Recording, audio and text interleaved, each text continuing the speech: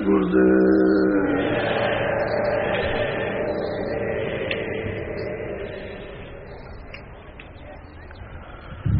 देखो, शंका में कभी मत पड़ो। जय गुरुदेव नाम किसी आदमी का नहीं है, मेरा भी नाम नहीं है, आपका। शंका में नहीं पड़ना चाहिए। पहले लोग कहते थे कि भाई बाबा जी का नाम, मेरा तो नाम नहीं, मैं भी तो जय गुरुदेव बोल रहा हूं।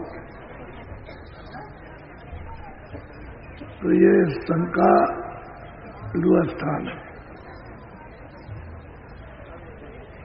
शंका नहीं करनी चाहिए। शंका से बड़े नुकसान होते हैं, और शंका से प्रेम मोहब्बत व्यवहार बोलचाल ये सब टूट जाता है।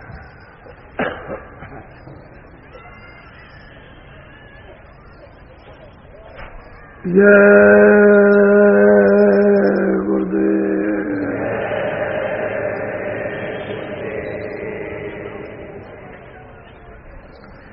जब आप किसी का नाम लेते हो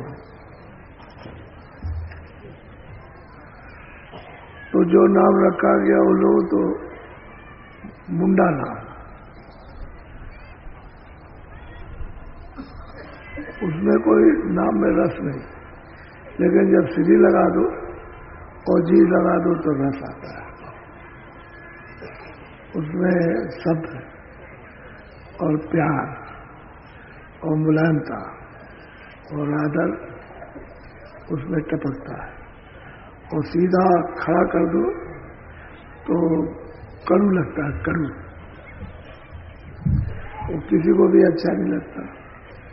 तो मालिक का आदर सूचक शब्द होना चाहिए। ये ठीक है कि जहां पर गुरु के बारे में कहा गया वो तो गुरु मुख है ही, लेकिन आदर सूचक शब्द उसका महात्माओं ने सदा ध्यान रखा। आदर सूचक शब्द होना चाहिए, जो जिह्वा से बोला जाए उसमें आदर। वैसे वो गुरु है, वैसे गुरु है। जब ध्यान करोगे और दृष्टि में आएगा तो गुरु ही है, फिर वहाँ आदर सूचक शब्द नहीं, लेकिन वर्णात्मक उसमें आदर सूचक शब्द होना चाहिए। जय गुरुदेव।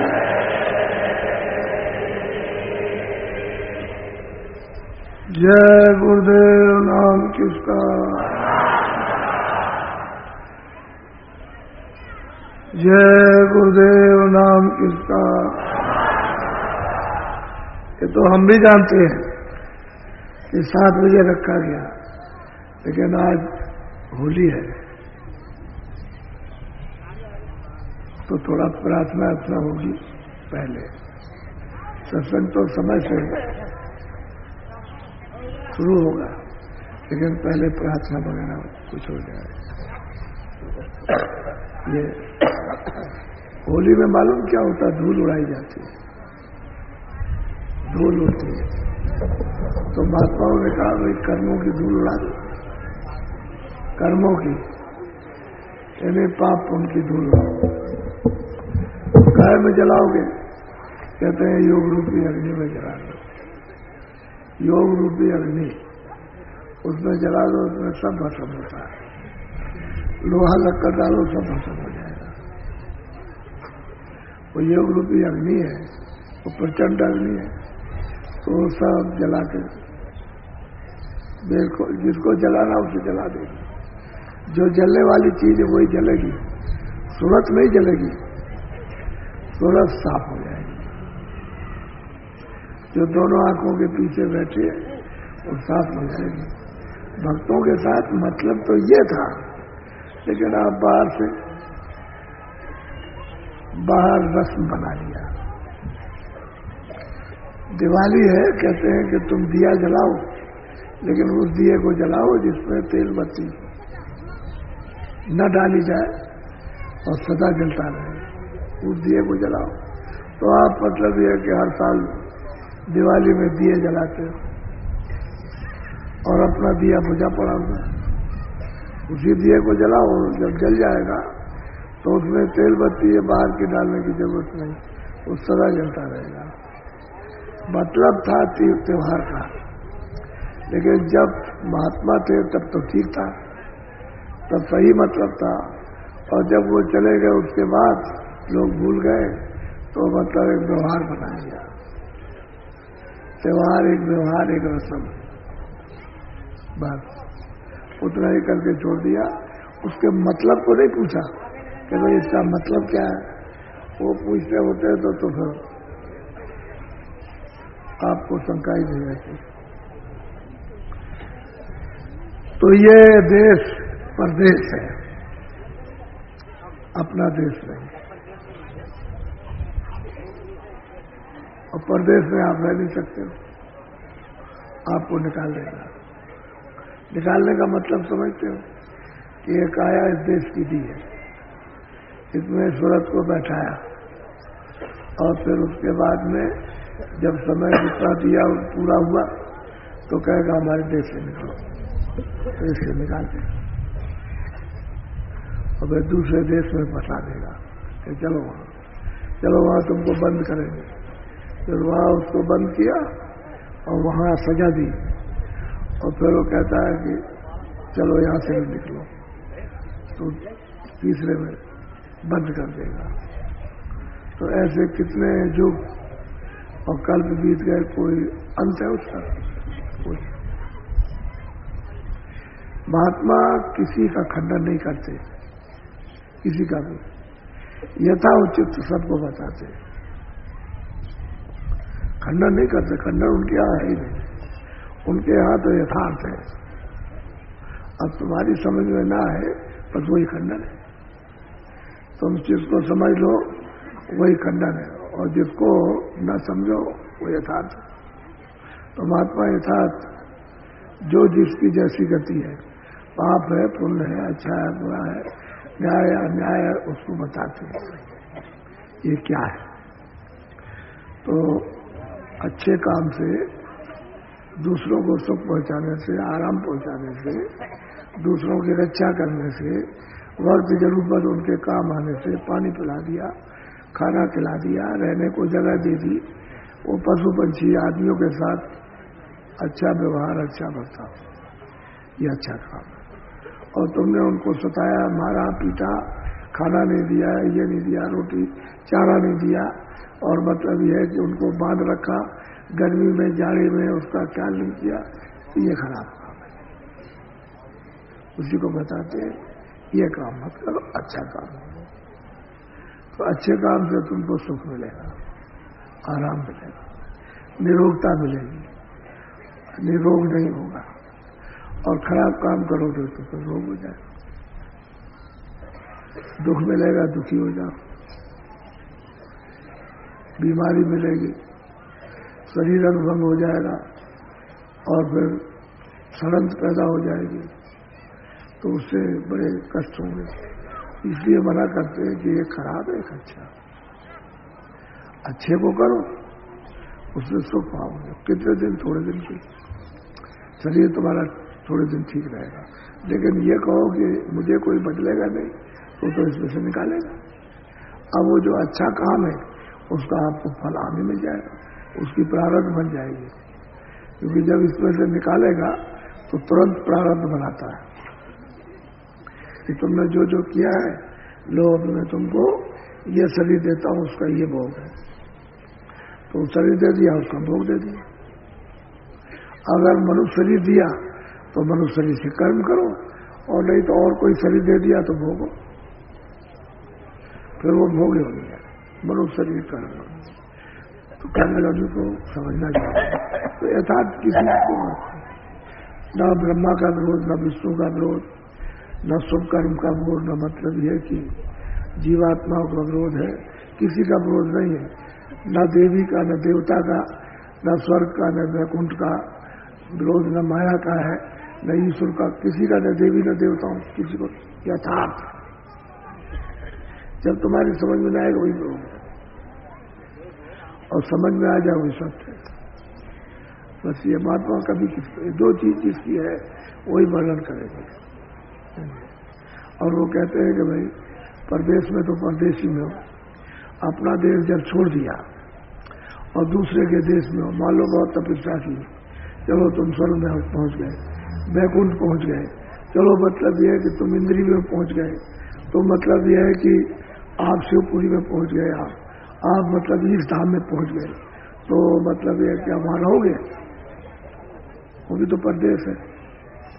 यह है कि स्थान थोड़े दिन का है, वो स्थान थोड़ा ज्यादा है, लेकिन फिर जब वहां वो भोग आपका तपस्या आपकी पूरी हो गई तो जाओ।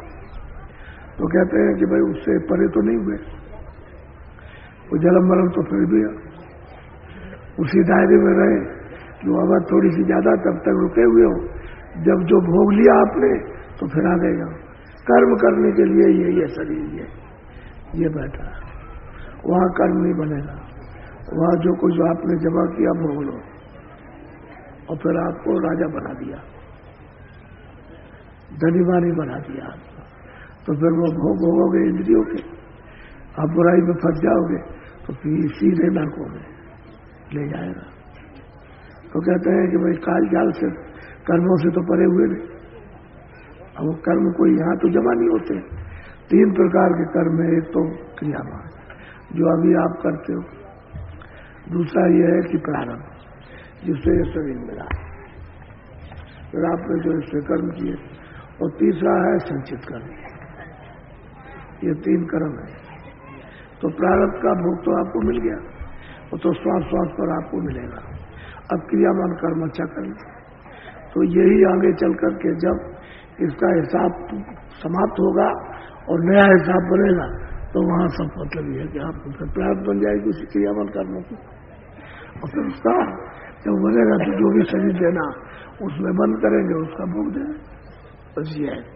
प्रारब्ध ये क्रियामान कर्म जो रोज करते हो वो है, और संचित है कि उसमें से जो अलग अलग करके, और जो जहाँ का है वहाँ अलग, जैसे ऊपर जाने का है, स्वर्ग में जाने का, वैकुंठ में जाने का, तो एक एक कण जमा होता है आपका, और जमा होता रहेगा, जमा होता रहेगा, जमा कितने युगों तक जमा होगा, तब फिर जा करके वैसा रास्ता मिलेगा, तब आप वहाँ तपस्या से साधन से तब पहुँचोगे, और फिर वहाँ भोग लीजिए।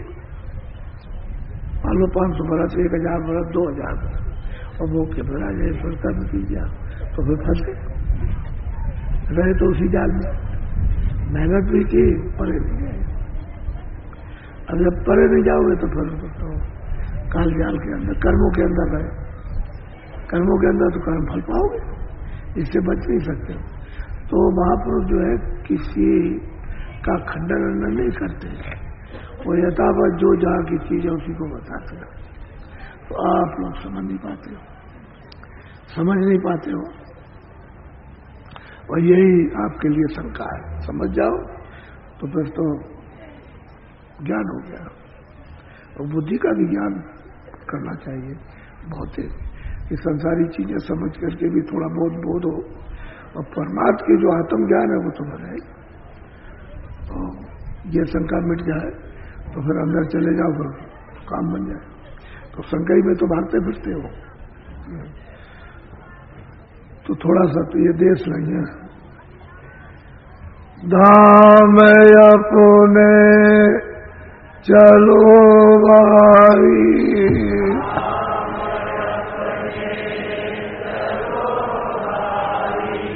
धाम अपने चलो भाई,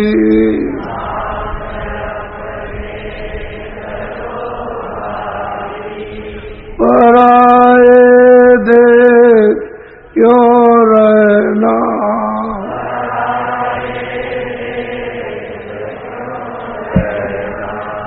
काम अपना करो जाई,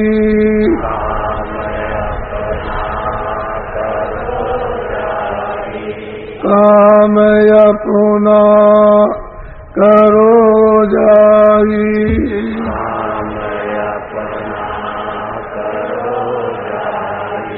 पराए काम नहीं बदना।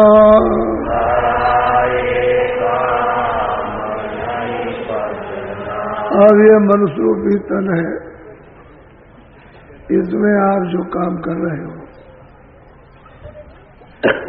मन से, बुद्धि से, चित्त से, इंद्रियों के घाट पर बैठ करके ये सामान बटोर लो, खेती से, दुकान से, दफ्तर से, इसको रखो, उसको ये करो, मतलब हीरा इकट्ठा करो, सोना चांदी इकट्ठा, मकान, और ये सामान, ये सब काम जो कर रहे हो, अब इसमें से कुछ अपना नहीं, अपना कोई काम नहीं, पराये सामान को इकट्ठा कर रहे हो। पराया ये भी है और सामान भी है पराया। इसको इकट्ठा करते हो कैसे? अपना विश्वास छोड़कर। आपको अपनी प्रारब्ध पर विश्वास नहीं है, सब फेंक दो, उसका अनुभव करो कि चले जाओ जंगल में, राजा राज छोड़ के चला जाए, उतना ही उसको मिलेगा जितना पेट है, उसका भाग वो भी है, वो त्याग करके चल दे तो उतने खाना मिलेगा, उससे ज्यादा तो खाएगा नहीं, पेट भर गया तो उसको मिलेगा। तब राजाओं ने राज छोड़ा और जंगल में महात्माओं की बात का उन्होंने अनुभव किया, तो कहले भाई जो खाना वहां खाते तो उससे भी मिलता, पेट वहां भी भरते थे, पेट तन ढकते थे, तन के लिए मिल जाता है, और क्या चाहिए? तो ये तो पराया काम था, वो तो आपकी प्रारब्ध बनी हुई है तो अब मिलेगा, तो उस पर विश्वास करो। तो विश्वास तो आपने छोड़ दिया, बटोर रहे हो, दूसरे काम में लगे हुए हो, और आपको करना था अपना। तो जो सूरत बैठी है दोनों आंखों के पीछे, उसके लिए तो कोई धन इकट्ठा नहीं किया, उसके लिए भी थोड़ा इकट्ठा करते कि भाई अपने लिए भी इकट्ठा करें। मान लो आज समय पूरा हुआ और आप मतलब ये है कि चलो चलो, तो आपके पास क्या है? खाली जाओ, फिर बचाएगा सूरत की हिफाजत कौन करेगा? तो कुछ अपना भी काम करो, अपना भी करो और अपने में विश्वास करो, उसके साथ कर्म करो। जब कर्म करोगे उसके साथ वो फंसोगे नहीं, और जब आपने अपना विश्वास छोड़ दिया, उसमें लग गए, तो अपना काम छूट गया और अपना विश्वास भी छूट गया, और इसमें लग गए और आपका है नहीं, इसमें से कुछ नहीं ले जा सकते हो। बोलो नाम गुरु का संभाले चले, नाम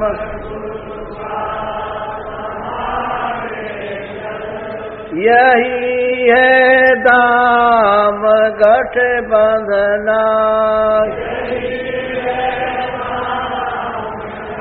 और कहते हैं गुरु ने जो नामदान दिया कि सूरत घाट पर बैठकर तो इस नाम की कमाई करके धन जमा कर, कहते हैं कि वो करना चाहिए, वो तो असली धन है सूरत का।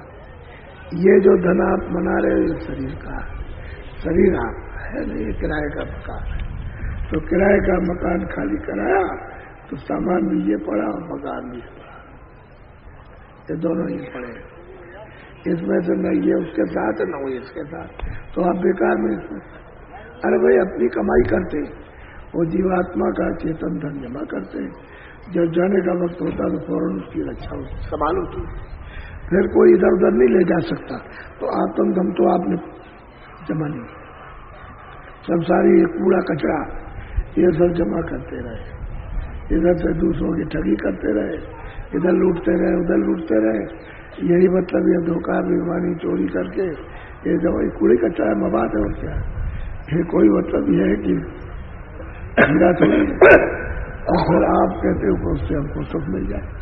अच्छा, जिनके पास में धन है, सब कुछ है, वो तो आपसे ज्यादा रो रहे, वो तो आपसे ज्यादा रो रहे, आप तो कुछ भी नहीं रोते, लेकिन आप उनके बीच में बैठो। वास्तविक में एक दफे बहुत दिन हो गए, शुरू में सन 52 में जब कलकत्ते गया तो वहाँ एक विक्टोरिया मेमोरियल है, उसमें मैदान है, वहाँ जाके चुपचाप बैठ गया, ऐसे बैठा हुआ था, एक आदमी सो रहा था सामने और आराम से बिल्कुल जमीन पर लेटा हुआ सो रहा था, वो वैसे मैंने कुचले कपड़े पहने था, तो दो आदमी आए उसके सामने बैठ के आकर के, तो दोनों बातचीत कर रहे हैं आपस में, कह लगे देखो क्या जिंदगी है, हमारे पास पैसा भी है, सब सामान भी है, गाड़ी भी है, ये भी है, मकान भी है और सब कुछ है, और 1 मिनट चैन नहीं है। और रात दिन मतलब कभी खाना नहीं खा पाते, कभी ये नहीं, वहां दौड़ो वहां दौड़ो, ये वो। ये बेचारा बड़ा अच्छा है, देखो कितना आराम से सो रहा। ऐसी नींद तो हमको कभी नहीं मिली। वो कहता मैं ये बात सुन रहा था, उनकी आपस में बातचीत, वो ये समझते होंगे कि नहीं सुन रहे, तो मैं उनकी ये बात सुन रहा था। तो हमने कहा मैं भाई क्या आपको तकलीफ आ रही? कह लगे पूछिए नहीं, ये कितने आराम से सो रहा है। अगर हमको ऐसी नींद मिल जाए तो हम कितने आराम से, हमको कभी आराम नहीं रात को मिलता। अब वो उससे दुखी है, ये क्यों सो रहा? तो हमने उसको कहा कि इसको उठाइए, आप भी ब्रह्म में हो, ये भी ब्रह्म में, दोनों के दोनों ब्रह्म में हो। आप कहते हो ये सुखी हो, ये कहता है आप सुखी हो, तो इसको उठाइए। तो उसको उठाया, उठ के बैठ गया। तो पहले तो थोड़ी देर में, और नींद ठीक की उसने, तो बैठ गया। कहले बाबू जी क्या है, क्यों परेशान हो रहे हो? कहले भाई ये बताओ कौन सुखी है? अरे कह लगे बाबू जी सुखी की बात, ये है घोड़ी है, घोड़ा गाड़ी है, ये मकान है, ये है क्या पैसा है, कारखाने हैं, ये है वो है, ये बहुत सुखी है। और हम गरीब आदमी, हम तो बहुत प्रेरित हैं, हमको क्या सुख है?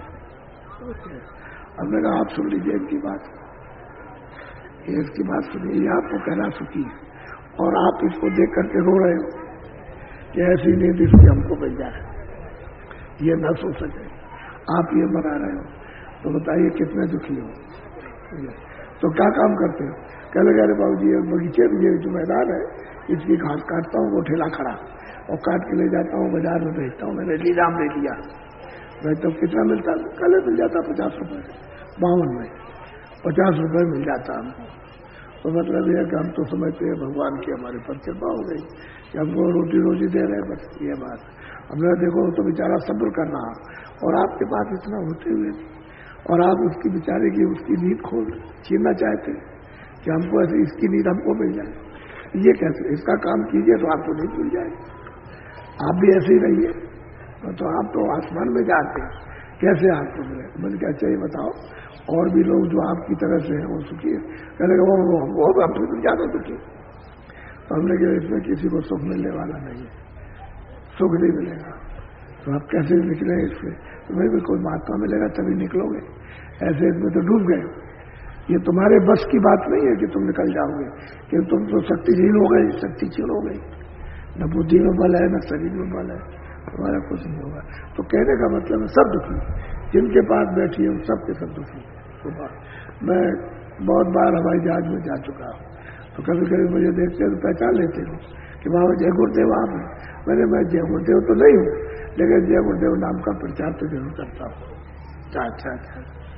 फिर वो अपनी तकलीफ है जब वर्णन करने लगते हैं, तो हमने कहा हवाई जहाज में क्यों चलते हो? कह लगे अगर हवाई जहाज में न जाए तो हमको तो कोई पैसा ही नहीं देगा, हमारा सब चला जाए, हमारी वो फैक्ट्री बंद और वो हमारी फैक्ट्री। तो कहने का मतलब ये है कि जितना आप सोच रहे हो सब झूठा, ये भी दुखी है और वो भी दुखी है, दुखी कोई आराम से नहीं है। लेकिन इसको समझने की जरूरत है कि हम इसमें गए तो कैसे इसको काम मिले। अगर इतना समझ जाओ और विवेक हो जाए तो दुख चला जाए।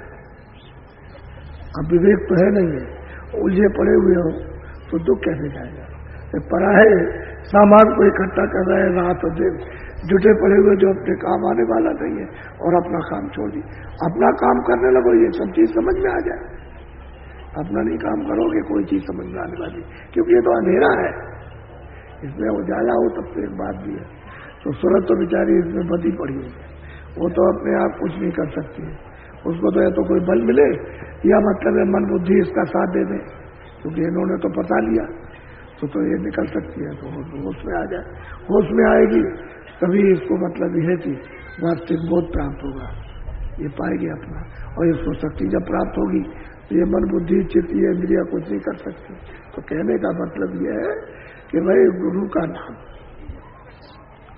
इसको जो मिलता है उसको गांठ में बांधो और रोज इससे काम लो, क्योंकि वो तो कहता है दरवाजे पर बैठ जाओ, जिधर से करो यहाँ दरवाजे पर बैठो, 1 second 1 minute 2 minute 4 minute 10 minute दरवाजे पर बैठ करके और जरा सा यहाँ बैठक बनाओ तो क्रिया शुरू हो जाए, आत्म क्रिया। फिर सूरत की क्रिया, क्योंकि सूरत का कर्म तो अलग है, और शरीर इंद्रियों का कर्म अलग। तो ये तो यहाँ कर रहे हैं और वो करेगी वापस जाने का, अपना कर्म करेगी। तो चेतन कर्म करना चाहिए, उससे तो धन आपको मिल जाएगा अपना। और चेतन क्रिया उतनी जड़ करते रहे तो जड़ तो अपने मिलने वाला नहीं, क्योंकि जड़ अपना कुछ है नहीं। ये तो किराए का मकान है, खाली वापस खत्म हो गया। बोलो। जगत का रंग सब मैला,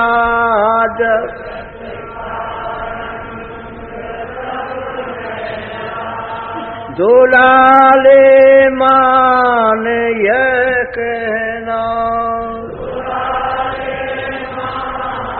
अब वो कहते हैं भाई, महापुरुष कहते हैं, और जगत का तो रंग सब मैला और मैल तुम्हारे ऊपर में चढ़ा हुआ है।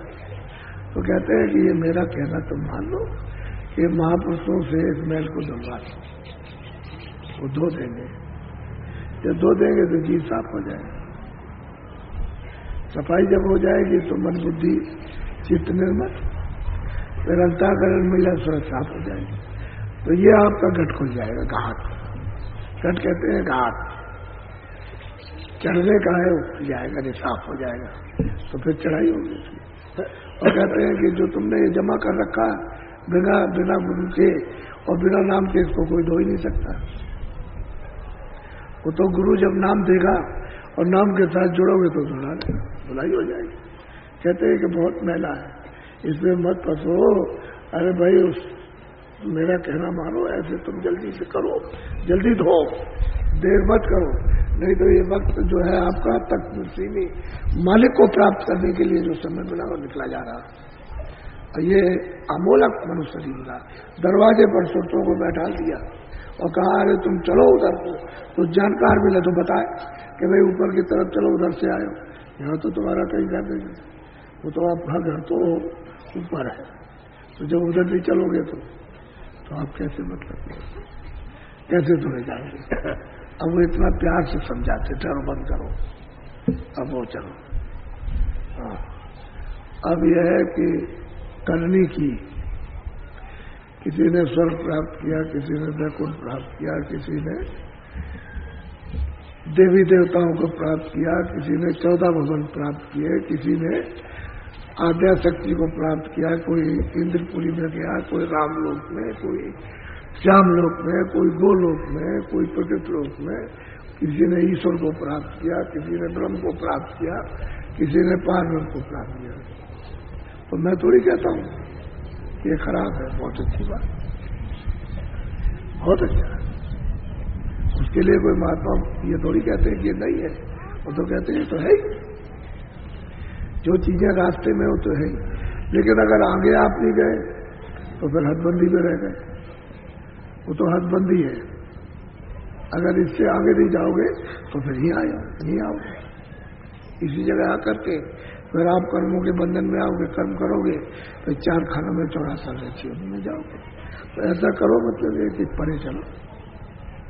जब परे जाओगे और इसकी हदबंदी से निकल जाओगे, तब आप अपने देश में जाओगे तो वहां ये जन्म मरण 84 नरक, अच्छे बुरे कर्म, फिर यहाँ ये कोई मारता काटता पीटता, ये कोई न स्वर्ग न वैकुंठ न ब्रह्मांड, ये सब कुछ नहीं है वहाँ। वो तो अखंड देश है। तो जब तक तत्व नहीं पहुंचेगी तब तक जब जाल से निकलेगी।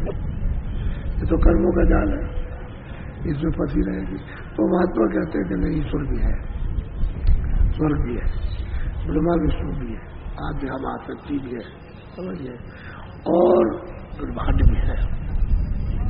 वो ये नहीं कहते, और ब्रह्म भी है और पार ब्रह्म भी है। और कैसे उसको प्राप्त करोगे, तो इधर जब बैठोगे तब ये सब मिलेगा साथ में, जब सब आ जाएंगे।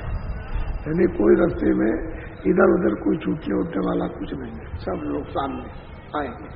अब यह है कि आपको कहाँ जाना है। जब कोई मिल जाएगा आपको कि भाई तुमको तो वहां पहुंचना, तो उसने कहा चलो, तो बीच में तमाम गांव मिलेंगे, पूर्वे मिलेंगे, घर का 2 घर का 10 घर का 50 घर का 1000 घर के, और फिर जिले भी मिल जाएंगे। लेकिन तुमको तो वहां जाना जहां का बताया कि वहां पहुंचना है।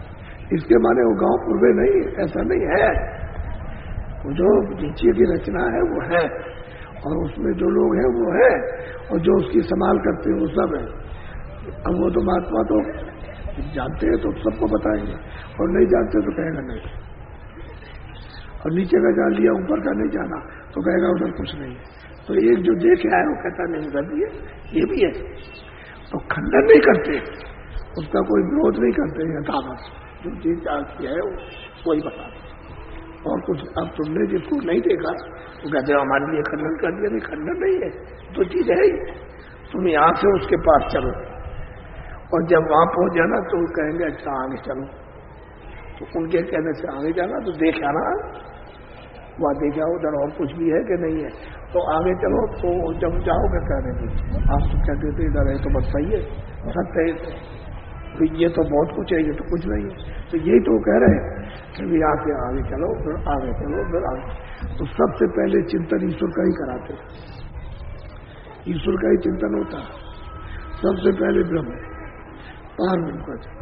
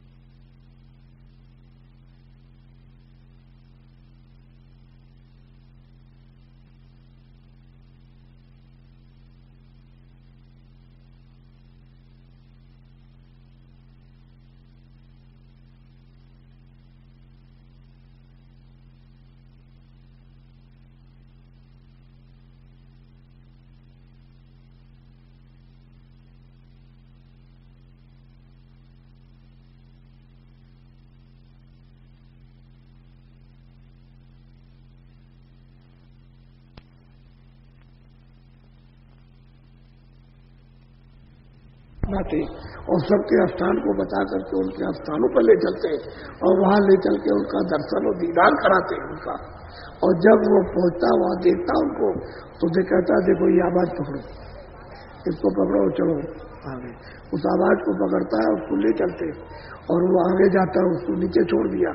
जब वहां जाएगा रास्ते में देखता जाएगा, चलता जाएगा, उनके पास पहुंचा देंगे जहां से वो आवाज आ रही, तो उसका साक्षात्कार क्या। हम तो उसको भी नहीं मानते थे और इसको भी नहीं मानते थे, ये भी है और ये भी है ये। तब उसको पता चलता है तो वो किसी का खंडन नहीं करते, किसी का भी, जो जहां की चीजों बताते। अब तुम्हारी समझ में ना ये खंडन तुम्हारी बुद्धि का खंडन है, उनका खंडन नहीं है। उनको यथावत जो चीजें जहां की सब बताते।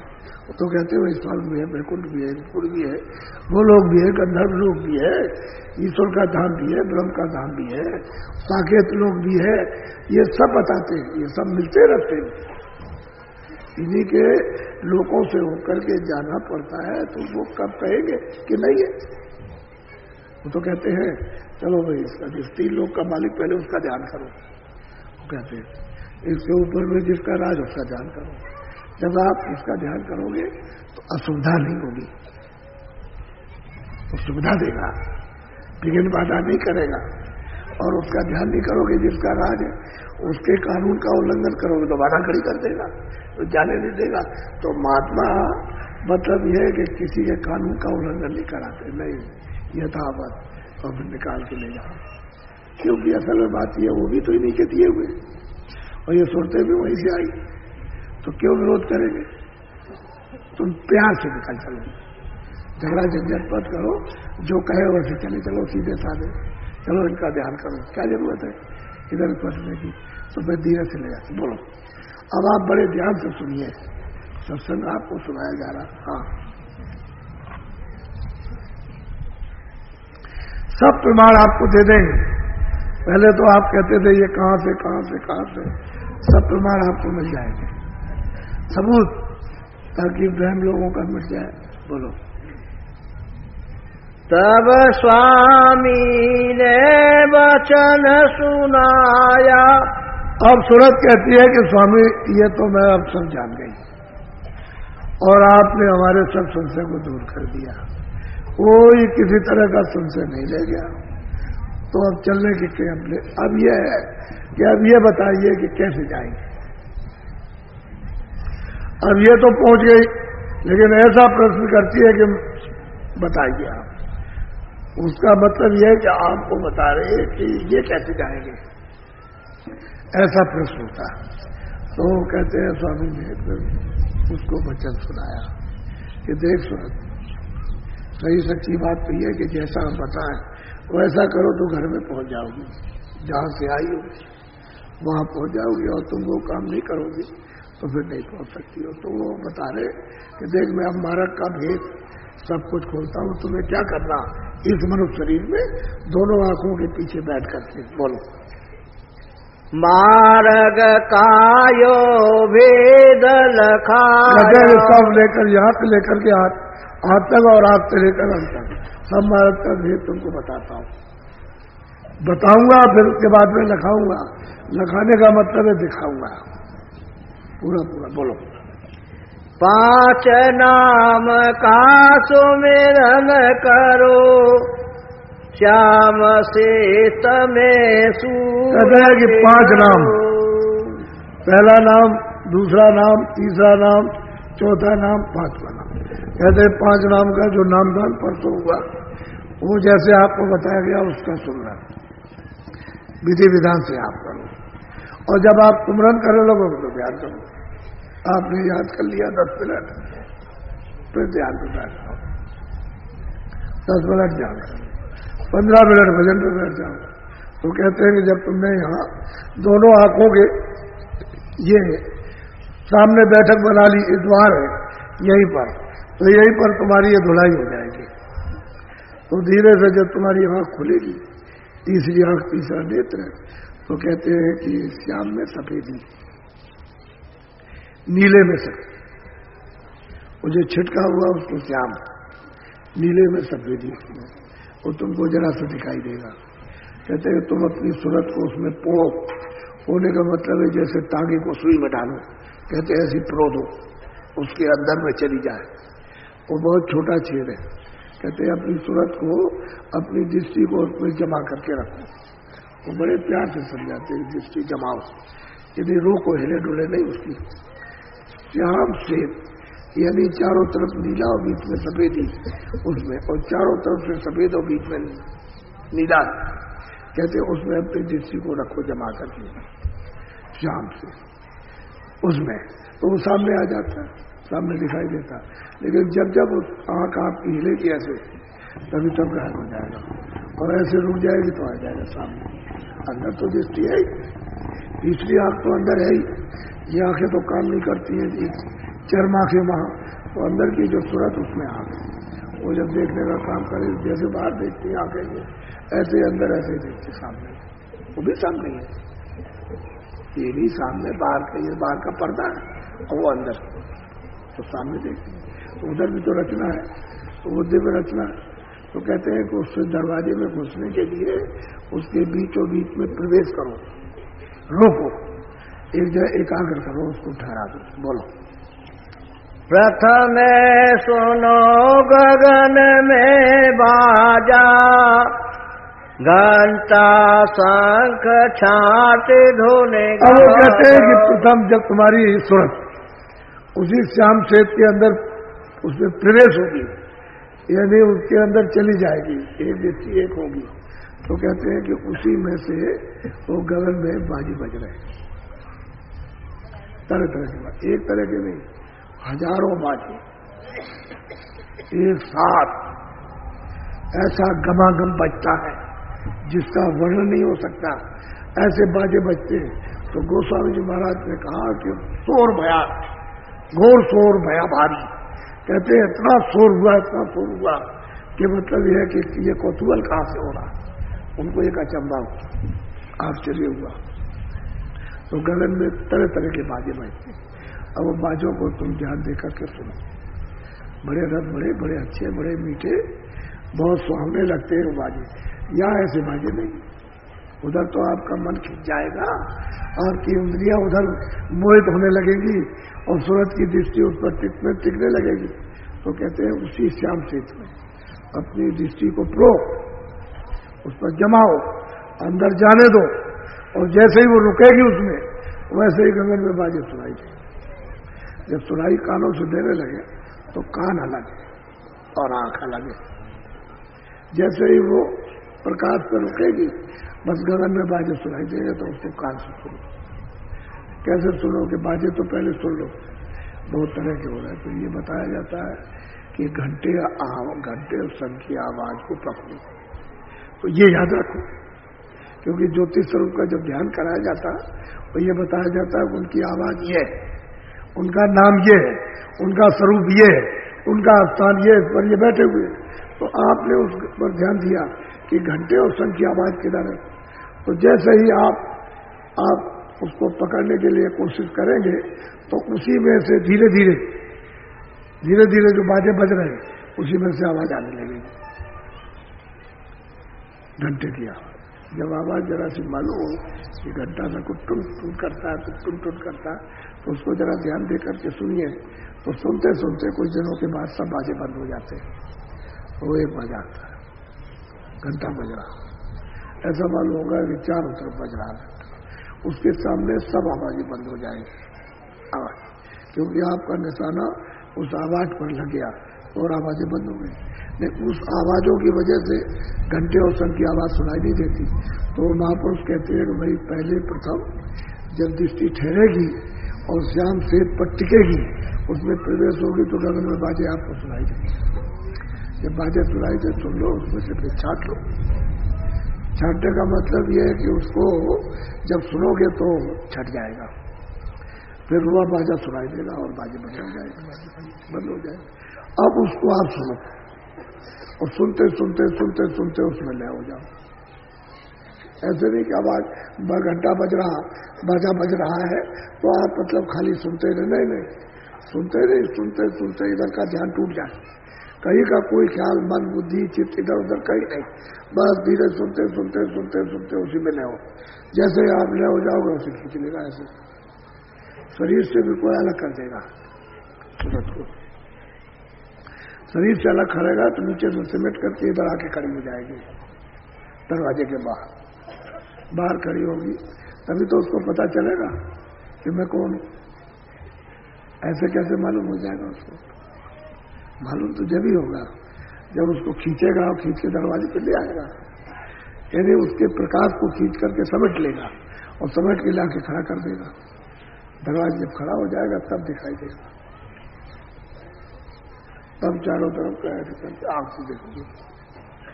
पहले तो मैदान ही दिखाई देते हैं, मैदान में रचना है बहुत, मैदान दिखाई देते हैं, उसमें प्रकाश आपको दिखाई देता है। तो कहते हैं कि भाई उस आवाज को सुनो ध्यान से। ये प्रथम में इसी का ध्यान कराया जाता है ताकि कोई नीचे से बाधा न हो और आप इसको समझते नहीं हो क्या। और जब घंटे की आवाज पकड़ के जब जिसमें से आवाज निकल रही, जब उसके पास खींचेगा तो कहीं ले नहीं जाएगा अपने पास, सीधा खींच करके तो सीधा की सूरत को खींच करके सामने खड़ा कर लिया, तो मोह विलोक राम मुस्कुराए और सामने देख रहे हैं, वो तो आवाज उसी में से निकल रही और उसने खींचा और सामने कर लिया। अब देखा ये तो 3 लोग के मालिक हैं, तो कहते हैं कि इतना बड़ा इनका महल है, उसी में ये बैठे हुए, तो प्रमाण दिया जैसे मंदिर दीप के बाड़ा ऐसे ज्योत होत उजाला। कहते हैं उस ज्योति का इस प्रकार से उजाला होगा और उसकी सहस्त्रों धाराएं नीचे के, यानी अलग अलग जुदा जुदा सब काम कर रहे हैं। वो एक दृश्य जो है बड़ा अनोखा देखने को अनुभव में आता है और देखा जाता है, तब ये पता चलता है ये तो मतलब ये कि तो जगमग ज्योत है, जगमग ज्योत इनका स्वरूप है, इनकी आंखें, इनके कान, इनका रूप है। ये बहुत बड़ा, ये तो छोटा तो नहीं, वो तो बहुत बड़ा। सूरज इधर से निकलता है इधर डूबता, इससे भी बड़ा उनका रूप है। लाखों हिस्सा इधर से निकलेगा जब डूब जाएगा, इससे लाखों हिस्सा उनका बड़ा ये जिस्म है जो सहजल कमल में बैठे हुए 3 लोग के मालिक, जिनको खुदा ईश्वर और गाट कहते हैं, और ये ज्योतिष स्वरूप है, इनका नाम निरंजन है, इनकी आवाज घंटा शंख है। कहते हैं कि सूरत तू दरवाजे पर बैठ करके इस तरह से जो मैं बता रहा हूं वैसे पकड़, बोलो। सहस कमल दल ज्योति लखाई, बंकनाल में जाई सब। कहते हैं कि सहजल कमल में पहुंच करके इस ज्योति का जो 3 लोग के मालिक हैं इनका दर्शन हुआ, दिखा दिया। तो गुरु की कृपा हुई, उन्होंने दिखाया कि देखो ये बैठे, ये 3 लोग के मालिक। हंस पड़े, प्रसन्न हो गए, क्योंकि मोज दरवाजा रास्ता उन्हीं के अंदर से है। जब तक वो मुंह नहीं खोलेंगे ऐसे, तब तक कोई अंदर जा नहीं सकता उस पार। तो कहते हैं जब हंस पड़े, तो जब हंसे तो कहते उधर भाग, उधर उस तरफ, उधर जाकर के जब खड़े हुए मैदान में, तो वहां से दिखाई देता है कि ये सब किस तरह से रचना का विस्तार हुआ। मृत लोक का, अन्य लोक का, यानी मतलब ये स्वर्ग वैकुंठ का, इसके बाद में फिर ब्रह्मांडों का, ये कैसे उधर पता चलता है, ऐसे नहीं मालूम। तो कहते हैं उधर बंक कहते हैं टेढ़ा रास्ता। तो ऐसा थोड़ी कि सामने ही है, वो तो बहुत कितने मतलब ये कि कितने करोड़ों जाने के बाद तब ये रास्ता पड़ेगा, मिलेगा। तो वो भी बड़ी ऊंची नीची घाटी, चले जाइए कितने करोड़ों नीचे, ऐसे चले जाइए, टेढ़े जाइए। वो तो इतना नीचा ऊंचा टेढ़ा मेढ़ा, बंक कहते हैं टेढ़े को, ऊंची नीची घाटी है। और नीचे अगर उतरे तो कहेगा फिर चढ़ ही नहीं सकते, तो उसके लिए गुरु चाहिए रास्ता बताने। बड़ा फसाव कर रखा है, ऐसे थोड़ी मतलब ये कि सब जगह घेर रखा कि उधर किसी को पता न लगे, कोई उधर जा ना सके उस तरफ को। तो वो कहते हैं टेढ़ा रास्ता। इतनी दूर जाने के बाद अगर गुरु आने जाने के नहीं रहेंगे तो उधर ले कौन जाएगा? बड़ा मुश्किल तो ये है कि तो यही पहुंचना बहुत मुश्किल है सहदल कमल में। वो तो इतना जीव को सस्ता कर देते आसान। तभी तो कहा है कि सुलभ पंथ को पावे प्राणी, सुगम रास्ते से मुझको सहज में यानी प्राप्त कर लेते हैं। लेकिन चाहिए उनको यही कि गुरु के पास जाकर के धुलाई कर ले, तो मन बुद्धि चित्त है ये और अंतःकरण निर्मल हो जाए। उसको दो डाले तो सुगम पंथ पावे को सुगम रास्ते से सीधा रास्ता है। महात्मा मिल जाएंगे तो सीधा हो जाएगा। वैसे बहुत टेढ़ा, वैसे तो हो ही नहीं सकता, वैसे तो किसी को मिल ही नहीं सकता। वो तो छुप करके बैठा हुआ। जब महात्मा मिलते हैं जिन्होंने देखा, वो उसको सीधा कर देते हैं, नहीं तो छुप के बैठे हुए वहां कोई नहीं जाता, न वहां कोई जा सकता, वहां किसी की हिम्मत नहीं जाने की। वो तो बैठे हुए हैं। एक गरज सुना दे तो आप कभी नहीं जा सकते, दम निकल जाएगी आप। वहां तो इतना डर और है, ये तो महात्मा सस्ता कर देते, तो बहुत प्यार से रास्ते का भेद और जहां जहां पहुंचना है वो सब बता रहे। बोलो। बंक पार त्रकुटी में गई, ओंकार और राग डोले लई। कहते हैं कि भाई बंक रास्ते में चढ़ करके घाटी नीची ऊंची चढ़ करके वो लंकपति, वो वहां पर लंकपति है, लंका के राजा है, उन्हीं को ब्रह्म कहते हैं। अपने हिंदी शब्दों में ब्रह्म, मुसलमानी शब्दों में उनको रब कहते हैं। इनका रूप ही लाल है, इसलिए सूरज को रब कहते हैं, इसको रब कहते हैं। अपने यहाँ कहते हैं लाल सूर्य। और ये वैसे ब्रह्म इसी रूप में रहते हैं। और वो पूरा का पूरा जितना भी उनका मंडल है 3 लोक से बड़ा, तीनों लोगों से इनका बड़ा है, बहुत बड़ा, छोटा नहीं है इनका। कि भाई ब्रह्म का जो है मतलब है कि उनका लोक छोटा हो, बहुत बड़ा लोक है इन तीनों लोगों से। तो कहते हैं कि उसमें सब लाली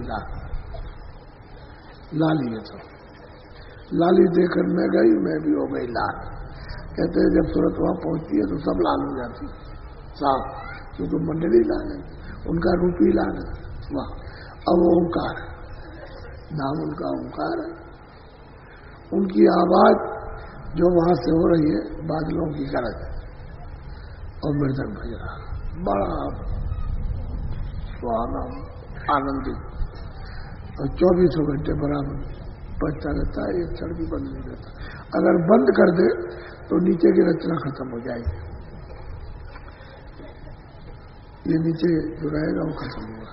आवाज पर सब टिके हुए, और फिर एक दूसरे की आवाज पर सब पे सब टिके, उसी की तो रचना है। आवाज बंद की सिमटाओ कितनी देर में, वो तो जरा सी देर में सब सूची में थे। तो वो आवाज अखंड होती रहती है, खंडित नहीं होती। जब तक ये सृष्टि रहेगी तब तक, जब हमको बिगाड़ना होगा तो सटासट क्या देर लगती है। तो ये उधर बंद किया, उधर से आवाज बंद की, बस उधर से उधर तड़ातड़ बस एकदम। ये तो जवान से जड़ देर लगती है, वहां तो कुछ भी देर नहीं। ऐसे ये सब बिगड़ता है। जो ढांचा बना हुआ है वो बिगड़ जाएगा। ये तो बना हुआ ढांचा है। तो कहते हैं वह ब्रह्मराज। अच्छा, ये भी सतपुरुष के भेजे हुए, इस सैदल कमल में ये भी भेजे हुए होने के, और ब्रह्म भी उन्हीं के भेजे हुए। कहते हैं जब त्रिकुटी में पहुंचती है, इनका दर्शन होता तो वहां से पार ब्रह्म की आवाज आ रही, किंगरी और सारनी साफ सुनाई देती है। उसको कहा कि देख उधर आवाज आ रही, सुन ले उसको। ये आवाज तो बहुत जोरों की है, बहुत जोर की। अगर महात्मा भेद बताने वाले ना हो तो वो आवाज सुन ही नहीं सकते। तो जब वहां पहुंच जाती है, वहां गुरु बैठे हुए, वो गुरु दर्शन होते हैं। वहां गुरुपद है, वहां इनकी भी बैठक है, गुरुपद की भी बैठक है, और गुरु वहां बैठे हुए, वो वहां अपना सब काम कर रहे हैं। और बैठ करके वो आवाज फौरन पकड़ाते हैं, देर नहीं लगती। तो आवाज जब आती है तो फिर सुनो।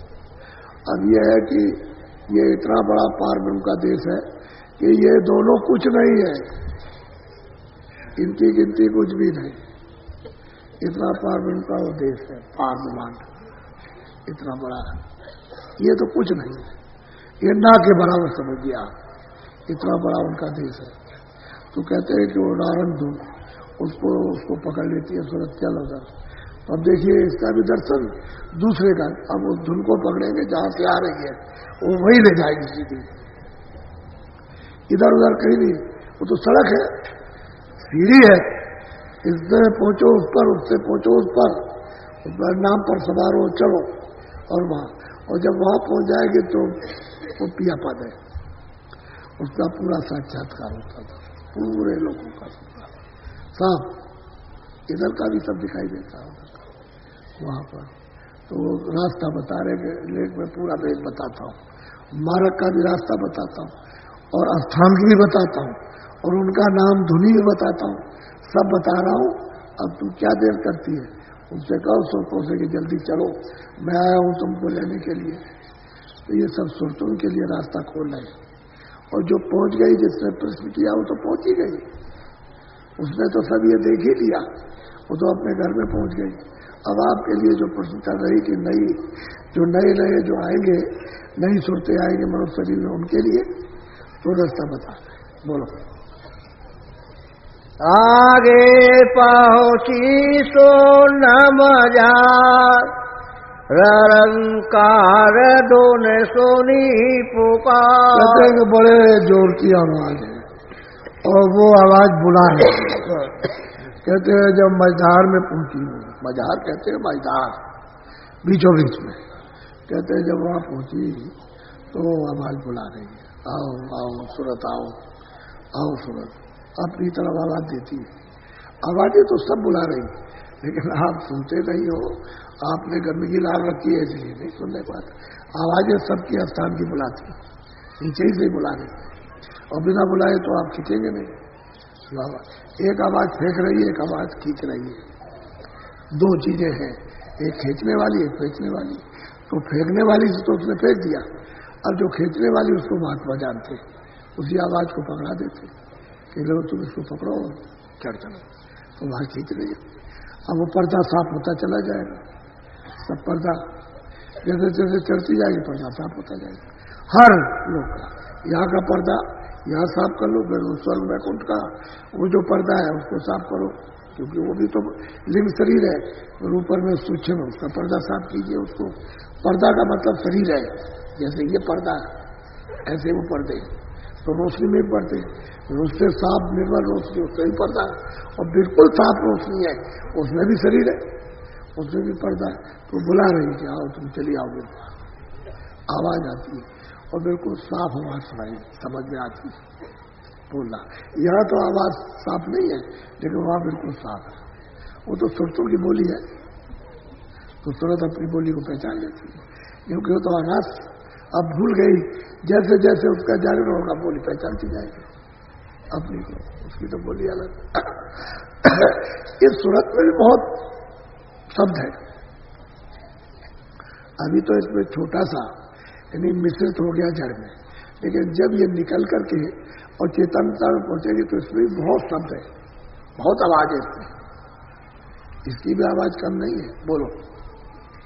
किंगरी और सारंगी सुनी मान सरोवर चरे चरे। अब कहते हैं कि इन्हें सारंगी को गुना, इन्हें सुनी और गुनी। सुनने का मतलब कि आवाज आ रही है, फिर उसको मतलब छांट लिया, वहां भी आवाजें बहुत हो रही तरह तरह की, तो उसको फिर छांटा और उसमें ले हुई। तो जब ले होने लगती है तो मानसरोवर में पहले स्नान करना, उस पिया पद में तो बाद में जाएगी जब स्नान पहले करेगी। तो सब कुछ उसमें धो धा कर और इतना उसमें तेज उस प्रकाश को, शब्द को इतना बर्दाश्त करती है, यदि सहन कर लेती है तब वो जाती है उधर, नहीं तो सहन नहीं होगा तो नहीं जा सकती। प्रकाश को भी सहन नहीं कर सकती है और शब्द को भी नहीं कर सकती, दोनों को नहीं। वो पिया पद है, गुणपद पिया पद, ये मतलब ये है कि ये पिया पद है। तो कहते हैं उसको जब ले हुई तो वहां पहुंची तो उसका साक्षात वहां पार, उसी को मुसलमान अल्लाह कहते हैं। अब ये तो नमाज वाज पढ़ते हैं, ये तो जानते भी नहीं बेचारे क्या है, जैसे इनमें कोई नहीं जानता। तो ऐसे अपने आप ही जो विद्वान है वो क्या जानते हो, उनको कुछ भी बता दें, क्योंकि उनको उन्होंने कभी किया ही नहीं। और किसी ने किया होगा, जब किया होगा वो तो सतयुग में, त्रेता में, द्वापर में तो किया होगा, लेकिन अब तो कोई नहीं करता। अब वो जानते ही नहीं रास्ता, तो वहां कौन जा सकता। किताबों में ये चीज मिलती नहीं है, उन किताबों में तो है नहीं। ये तो महात्माओं ने जब आए तो रास्ता खोला उन्होंने, तब फिर ये रास्ता मालूम हुआ, नहीं तो कहाँ पता चलता है। तो वहां गई पिया पद में, स्नान किया मानसरोवर। तो मानसरोवर इतना बड़ा है कि ये सब त्रिलोकी और पूरा ब्रह्म का ब्रह्मांड ये सब उसमें डूब जाए, उससे भी बड़ा है मानसरोवर। आप ऐसे सोचते हो कि कोई तालाब होगा, बहुत बड़ा, ये तो वहां देखने से पता चलता है। और जो वहां की हंस मंडली वहां रहती है कितनी होगी, आप वहां अरबों वर्षों तक बसो तब भी नहीं देख सकते उनको, इतनी हंस मंडली रहती है। तो उसमें स्नान करने के बाद जब उसका पिया पद का दर्शन पार ब्रह्म का होगा, साक्षात्कार आगे चल, तब त्रिवेणी मिलेगी। फिर त्रिवेणी में स्नान करना, क्योंकि जब तक ये नहीं त्रिवेणी में स्नान नहीं करेगी तब तक वो ऊपर नहीं जा पाएगी, क्योंकि वो ऊपर की धारा आ रही है वहां ऊपर से।